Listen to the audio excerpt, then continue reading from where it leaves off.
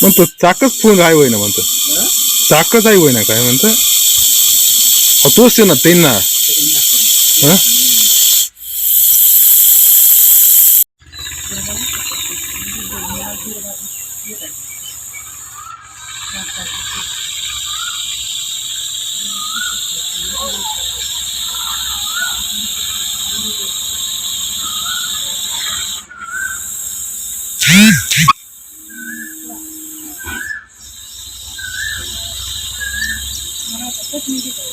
आता तुम्ही जो आवाज ऐकताय हा भारतातील अत्यंत विषारी साप म्हणजे रसल वायपर याचा आहे. याला मराठीत गोनस परवड असं सुद्धा म्हणतात.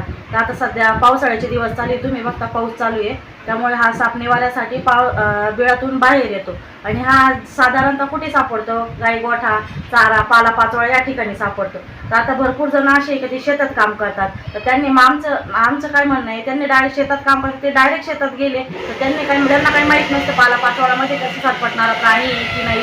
तर अशा वेळेस त्यांनी त्यांची निगा राखली पाहिजे. आता साधारणतः आमच्याकडे 2-3 गोष्टी अशा झालेल्या आहेत. काही माणसं अचानक शेतामध्ये काम करायला गेले, त्यांनी पालापाचोळ्यात हात घातला तर त्यांच्या हाताला तो बाईट झाले. कारण त्याचं कारण काय, त्यांना माहीत नव्हतं चाऱ्यामध्ये एक सरपटणारा प्राणी आहे. तर यावेळेस त्यांनी जर थोडी निगा घेतली असती, त्यांनी जर थोडा विचार केला असता, एका काठीने थोडंसं हलवून बघितलं असतं, सरपटणारा प्राणी असता तो निघून गेला असता, त्यामुळे त्यांना सर्पदंश त्यांचा टाळला असता.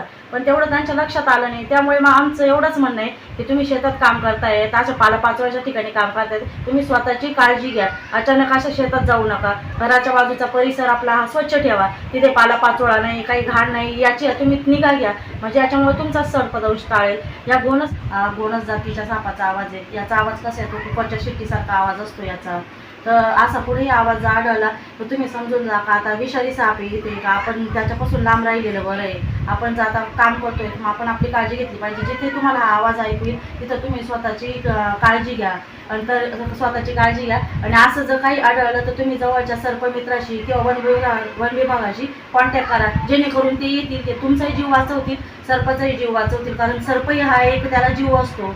कारण सर्पही हा ते एक त्याला जीव असतो. आपण विनाकारण त्याला त्रास देऊ तर तो आपल्याला बाईट करणार आहे. आपण जर त्याला त्रास दिला नाही तो आपल्याला काहीही करू शकत नाही. त्यामुळे तुम्हाला जिथे सर्प दिसेल तुम्ही जवळच्या सर्पमित्राशी किंवा वन विभागाशी कॉन्टॅक्ट करा, जेणेकरून ते येईल, त्या सर्पाला रेस्क्यू करतील, त्या अशा फॉरेस्टमध्ये नेऊन सोडतील का, जेणेकरून त्या सापापासून कोणाला त्रास होणार नाही, कोणाला सर्पदंश होणार नाही. हीच काळजी तुम्ही घ्या. आणि आमच्या सर्वांचं एवढंच म्हणणं आहे की सर्प हा विनाकारण कोणाला चावत नाही, तर तुम्ही त्यांना विनाकारण त्रास देऊ नका आणि सर्प मारण्याचा प्रयत्न करू नका. तुम्हाला असे कुठेही सर्प आढळला किंवा जखमी प्राणी आढळला तुम्ही जवळच्या सर्पमित्राशी किंवा वन विभागाशी कॉन्टॅक्ट करू शकता, जेणेकरून ते येतील, तुमचाही जीव वाचवतील आणि सर्पांचाही जीव वाचवतील, तुम्हाला पण सर्पदंशापासून वाचवतील.